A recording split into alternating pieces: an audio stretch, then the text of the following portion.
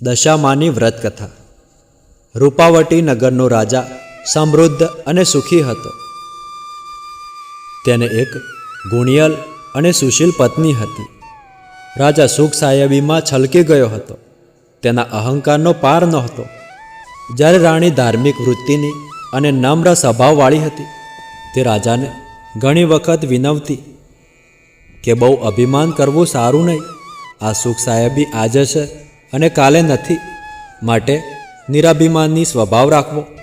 પરંતુ રાજા તેની વાતને હસી કાઢતો. એક દિવસ રાણી રાજમહેલના ઝરૂખામાં બેઠી હતી. ત્યાં થોડે દૂર નદી કિનારે કેટલીક સ્ત્રીઓ એકઠી થઈને કંઈક વ્રત કરી રહી હતી. આ જોઈ રાણીને પોતાની દાસીને વિગત જાણવા મોકલી. દાસીએ પેલી સ્ત્રીઓને પૂછ્યું કે બહેનો, તમે સૌ ભેગા મળીને શું કરી રહ્યા છો? તેના જવાબમાં એક સ્ત્રીએ કહ્યું કે બહેન, અમે દશામાનું વ્રત કરીએ છીએ. ત્યારે દાસીએ કહ્યું કે આ વ્રત કેવી રીતે થાય? એના જવાબમાં પેલી સ્ત્રીઓએ કહ્યું કે બહેન, સૂતરના 10 તાંતણા લેવા અને તેને 10 ગાંઠો વાળવી તથા એ ગાંઠોને કંકુના ચાલ્લા કરવા. એ પછી પેલી સ્ત્રીએ દાસીને આ વ્રત ક્યારે થાય અને કેવી રીતે થાય તેની વિગતવાર માહિતી આપી.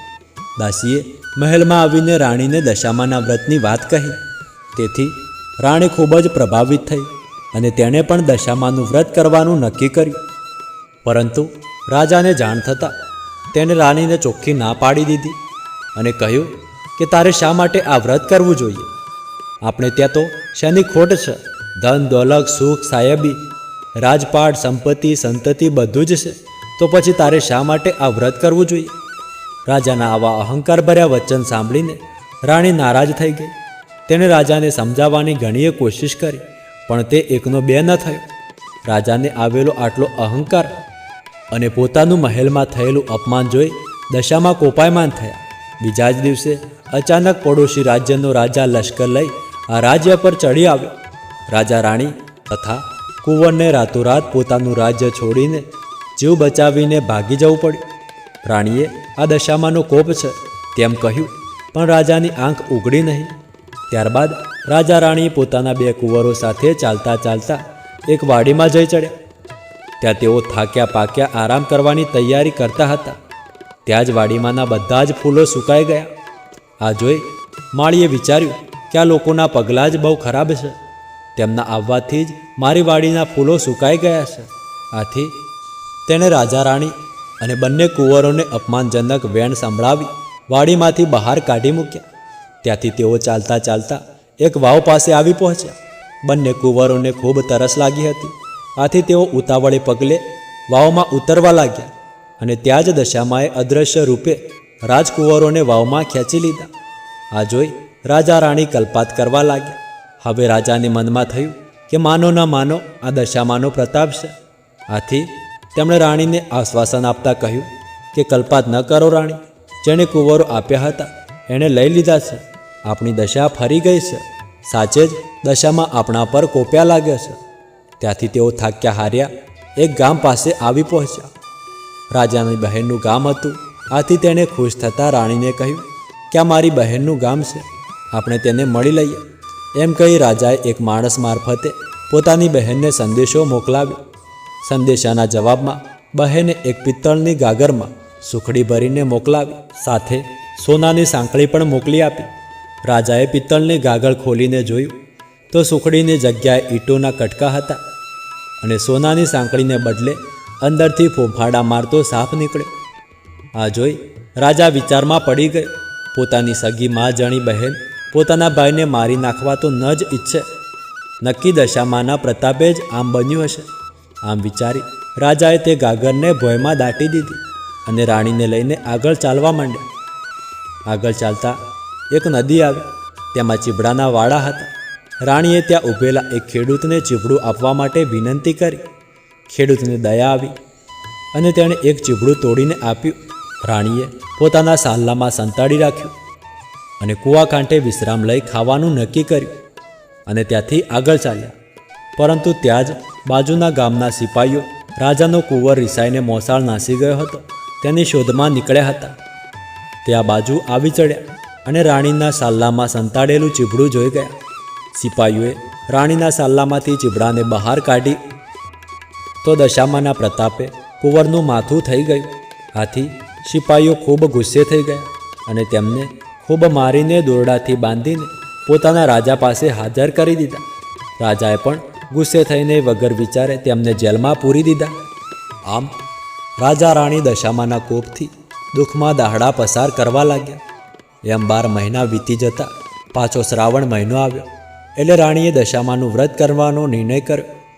તેણે 10 દિવસ સુધી નકરોડા ઉપવાસ કર્યા અને આદ્રસ્વરે માની સ્તુતિ કરી. રાણીની ભક્તિ જોઈ દશામાં તેના પર પ્રસન્ન થયા અને પેલા રાજાને સ્વપ્નમાં આવીને કહ્યું કે રે રાજન, પેલા નિર્દોષ દંપતીને તું સવારે છોડી મૂકજે. તારું કુંવર સવારના પાછો આવી જશે. સવારે રાજાએ ઉઠીને જોયું તો કુંવર હેમખેમ પાછો આવી ગયો. આથી રાજાએ જાતે જઈને પેલા રાજા રાણીને કેદમાંથી મુક્ત કર્યા અને તેમને ખૂબ માનપાન અને પહેરામણી આપીને તેમના ગામે જવા માટે વિદાય કર્યા. રાજા રાણી બહેનના ગામને પાદરે આવ્યા. ત્યાં રાજાને પેલી ગાગર યાદ આવી. તેમણે ખાડો ખોદીને એ ગાગર બહાર કાઢી અને તેમાં જુએ છે તો સરસ મજાની સુખડી હતી અને સાથે સોનાની સાંકળી પણ હતી. બહેનને ખબર પડતા તે પોતાના ભાઈ ભોજાઈને લેવા સામે આવી અને પોતાને ઘેર 2 દિવસ મહેમાન બનાવી તેમને રાખ્યા. ત્રીજા દિવસે તેઓ ચાલતા ચાલતા પેલી વાવ પાસે આવી પહોંચ્યા. ત્યાં દશામાં ડોશીમાનું રૂપ ધારણ કરીને બંને કુંવરોને લઈને ઊભા હતા. તેમણે રાજા રાણીને એ બંને કુંવરો સોંપી દીધા. રાજા રાણીએ તેમને પૂછ્યું કે તમને આ કુંવરો ક્યાંથી મળ્યા? તેના જવાબમાં દશામાં પોતાના અસલ સ્વરૂપમાં પ્રગટ થયા અને રાજા રાણી તથા કુંવરોને આશીર્વાદ આપતા કહેવા લાગ્યા કે હે રાજા, હું તારી રાણીની સ્તુતિથી પ્રસન્ન થઈશું. જા, હવે તને તારું રાજ્ય પાછું મળી જશે. આજથી તારી વળતી દશા થશે. તે મારું જે અપમાન કર્યું છે અને અહંકાર ભર્યા વચનો કહી રાણીને મારું વ્રત કરતાં અટકાવી હતી, આથી હું તારા ઉપર કોપાયમાન થઈ હતી. માટે હવે તું નગરમાં કોઈને પણ મારું વ્રત કરતાં અટકાવતો નહીં, પરંતુ મારો મહિમા વધારવાનો પ્રયત્ન કરજે. રાજાએ દશામાના પગમાં આળોટતા કહ્યું કે હે દશામાં, તમારી કૃપા અપાર છે, પણ તમારી કસોટીમાંથી પાર ઉતરવું મુશ્કેલ છે. માટે મહેરબાની કરીને તમારો પ્રકોપ કદીએ કોઈને બતાવશો નહીં. દરેક જણ પ્રત્યે તમારી મીઠી નજર રાખજો માં. દશામાં હસીને બોલ્યા કે રાજા, તારી વાત હું કબૂલ રાખું છું અને જે કોઈ મારી કથા સાંભળી ભક્તિભાવપૂર્વક વ્રત કરશે તેને હું ક્યારેય નડીશ નહીં. એમ કહી દશામાં અદૃશ્ય થઈ ગયા. ત્યારબાદ રાજા રાણી અને કુંવરો પોતાના રાજ્યમાં આવી પહોંચ્યા અને સુખેથી દિવસો પસાર કરવા લાગ્યા. તો બોલો દશામાની જય.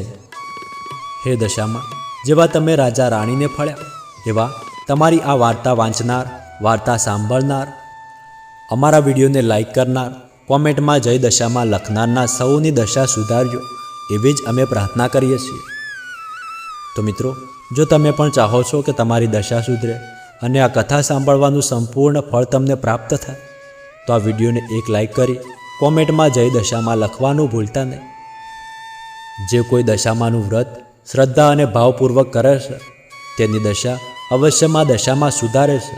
આ વ્રત પુરુષ અને સ્ત્રી બંને પણ કરી શકે છે. તો બોલો દશામાની જય. તો મિત્રો, આજના વિડીયોમાં આટલું જ. મળીએ આગળના વિડીયોમાં. ત્યાર સુધી ધન્યવાદ. રાધે રાધે. જય દશામાં.